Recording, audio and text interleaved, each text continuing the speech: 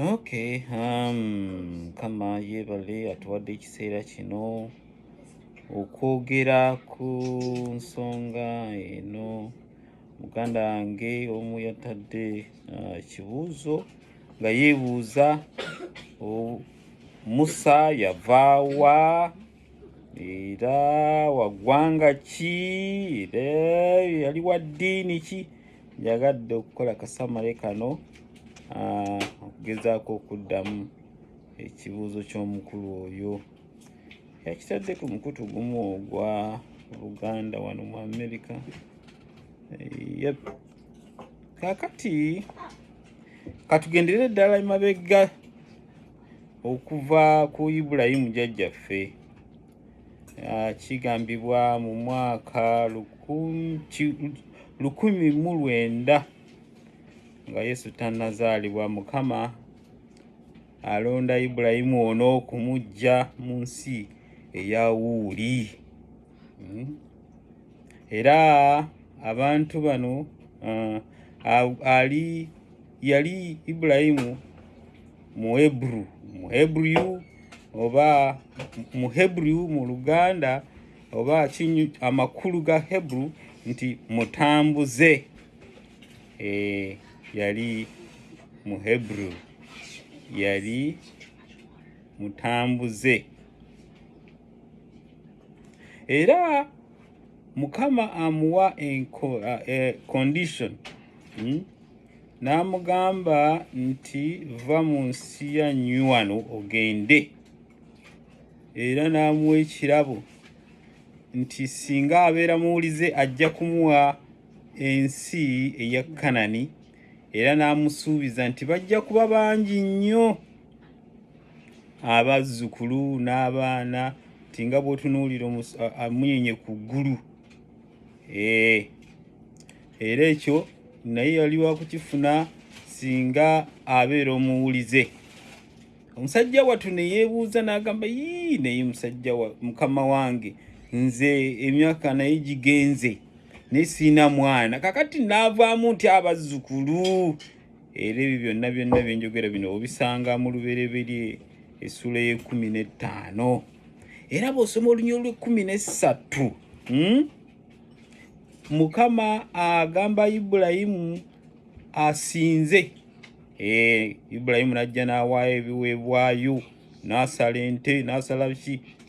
Mu kiro ekyo Mukama n'alabikira Ibulayimu mu kirooto, n'amukakasa byonna, n'amubuulira n'ebiri mu maaso, n'amugamba okumanya ojja kuvaamu abazzukulu bangi, abaana bangi, nti era abaana bo balibeera bagenyi mu nsi emu gye batazaalibwamu, nti era balibabonyaabonyeza mu nsi eyo. Naye emyaka 4 bwe giriggwaako, balikomawo. Ibulayimu afuna obukakafu, abeeramu ku ssuubi. Naye weewuunye kano, oyinza okwebuuza lwaki Mukama yalonda eggwanga lino ery'aba Hebrew. Kigambibwa eggwanga lino ery'aba Hebrew teryali ddene, ke kawanga akaali akatono ennyo. Katonda oluusi takolera mu numbers, naye yalonda akawanga kano akaali kanyoomebwa kasobole okubeera ettabaaza, kakongojje amawulire amalungi ag'obwakatonda mu nsi eno yonna. Y'ensonga lwaki kaalondebwa akawanga kano. Mukama yalonda the Hebrews abaakulemberwa Ibulayimu. Temwerabira ekibuuzo kiri nti Musa yaani era yavaawa, era yali asoma ddiini ki. Kyetiriko kyengezaako okukola kasamale eri abampuliriza n'abandaba. Era nga Katonda bwe yalabikira Ibulayimu mu kyasa ekyo16, 1600, nga Yesu tannazaalibwa. Olulimi luyinza okuntawanya, kanjogere numbers. Mu 1600 Yesu nga tannazaalibwa, ensi enjala eruma abazzukulu ba Ibulayimu bano era abawaŋŋangu baddukira e Misiri Egypt okufuna ku kamere ebyafaayo mubimanyi n'engeri gye baagendamu naye nnoonya Musa nga ekibuuzo bwe kyagambye. Naye emyaka gino gyonna tugirabye. Omukulu yayitibwa nga Yesu tannazaalibwa 1900 naye mu 1600 okulagibwa kwa Ibulayimu kutuukirira abantu bano baddukira e Misiri. Olaba emyaka egiri awo egiwera naye Katonda bw'alaga ekintu kituukirira era bw'agamba ajja kudda anone abakkiriza era asaanyeewo ekibi once and for all era ajja kituukiriza bw'obanga oluvannyuma lw'abantu bano baasobola era abaana bano baatwalibwa e Misiri. Kakati emyaka ebina bwe giggwaako era nga Katonda bwe yamugamba nti balibeerayo emyaka emeka? Emyaka 4. Kakati baba bali eyo nga mumanyi Falaawo alabye obungi bwabwe buyitiridde asazeewo okuyigganya abaana abazaalibwa bonna abalenzi. Musa azaalibwa mu kiseera ekyo, azaalibwa omukyala abazadde Amram ne Jochebed, omwami Amram ne maama we Jochebed. Bano baali bava mu kika ekya Leevi. Abo bazadde Musa mu kiseera ekizibu. Baebulu Bebulaniya mu Luganda. Ekibuuzo kiri nti Musa wa ggwanga ki? Tutandise okulaba ansa ezimu. Baki Bebulaniya oba Bahebulu? Musa nga bwe tumanyi akuzibwa ng'agenda kubeera kabaka w'ensi eyo kubanga muwala wa Falaawo yamulonda ku mugga. Naye Musa agamba nze nnyina okuba n'abantu bange. Tulaba nga alina bye yakola awo n'adduka Mukama amusisinkana eyo n'amusindika nate okunona abantu be mu Misiri kubanga yali yalaga emyaka 4 bwe giriggwako alibajjayo. Era Musa n'akomawo e Misiri okunona abaana ba Mukama abaali e Misiri. Abajjayo mu 1300 wakati wa 1300 ne 1200. Mujjukire wano emyaka gigenda gikula gikka wansi paka ku kuzaalibwa kwa Yesu. Bw'obanga olaba emyaka egyo oyinza okugamba ti nga wekityo bwe giri. Musa ajja abaana ba Isirayiri mu Misiri mu mwaka ogwo 1300 ne 1200.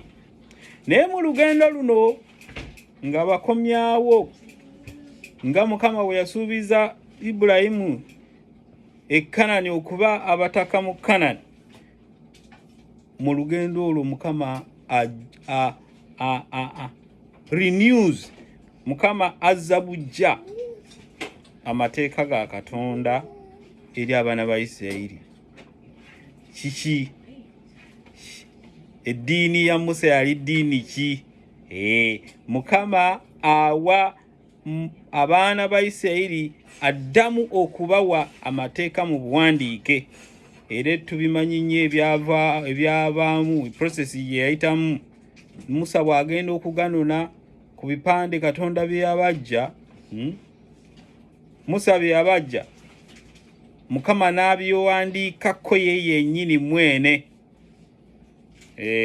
Mukama yabyewandiikirako amateeka ago. Agenda okukka wansi asanga bano essubi libaweddemu tebalaba Musa ku mujjukire yali abakongojja okubatwala e Kanani. Asanga basinze ebitaliimu. Musa ayasa amateeka age 10. Mukama amugamba tudde mu process y'emu so nga yandibadde amulese n'agewandiikira nate kubanga yali agategedde. Era yamugamba kola bwoti Mukama yennyini n'addamu n'agoola n'agawandiika ku bipande ebibiri.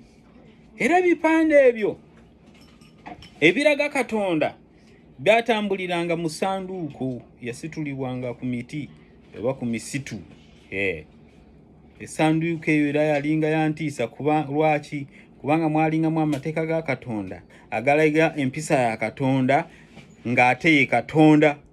Amateeka ago g'olaba ye Katonda kubanga gamulaga kiki kyali. Musa wa kika ki, wa ggwanga ki, yasomanga ddiini ki? Ekibuuzo kyengezaako okutambula wano nyambe muganda wange eyakibuuzizza nti Musa si Muwarabu. Lwaki? Kubanga yazaalibwa Jochebed ne Amram, bano nga Bahebru, bayita Abaebbulaniya nga Ibulayimu bwe yali. Era ekirala ekiraga nti si wa ggwanga ddala nti bw'otunuulira eddiini eno tugambe eya Islam, ebitabo bitulaga nti ezaalibwa mu lukaaga wakati w'olukaaga n'olusanvu CE. Kristo ng'amaze okuzaalibwa. Kati tokemebwanga n'ogamba nti Musa Muwarabu nti era yali Musiraamu. Musa, eddiini ey'Obusiraamu ezaalibwa mu lukaaga AD oba CE, binoonye ebyo ebigambo, wakati w'olukaaga n'olusanvu. AD CE, awo Obusiraamu bwe buzuukuka. Naye jjukira nga amateeka ga Katonda gaali gakola ki? Gaweebwa dda mu myaka gye twamaze dda okulaba. Nti era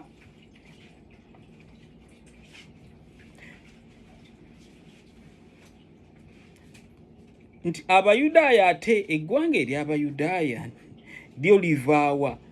Eggwanga lino ery'Abayudaaya beba Ebbulu bennyini, the Jew. Anti olumanyi ebigambo ebimu bizibu bya kukyusa. The Jew be Bayudaaya bennyini.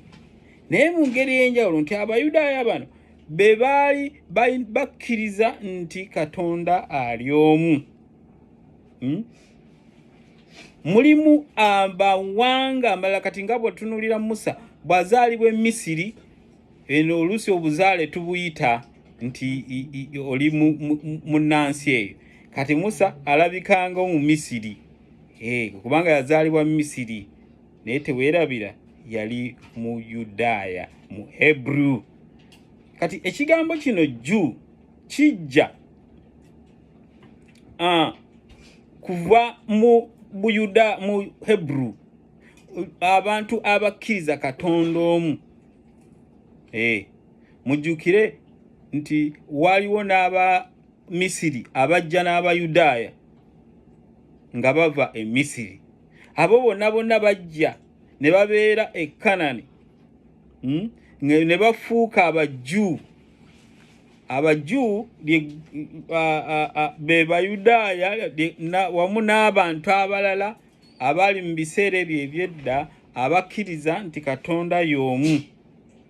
Era mu bimpimpi mu kiseera kino Abayudaaya abakkiriza mu Katonda nti y'omu, abamu ku bo ab'omwoyo be Baseventh-day, kubanga bakyakkiriza nti Katonda yatonda ensi eno mu nnaku 6, era ali omu yekka, tagattibwako. Era ne bakkiriza okuwummula ku lunaku olwo Katonda lwe yawummulirako ng'amaze okutonda ensi eno. Ebyo bye bikulaga eggwanga ery'Abajju nti Bayudaaya kakati bwe ŋŋamba eggwanga kakati kasito kitegedde nti Abajju beba Hebrew naye bano bakkiriza ti Katonda ali omu era be bava mu Ibulayimu. Musa leero mutegedde bw'otunuulira amadiini gano gonna agasigadde gayina ensibuko yaago.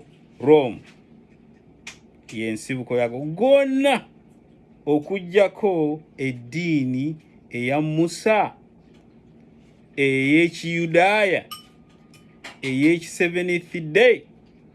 Kati gy'otunuulira nga be ba Adventist mu kiseera kino.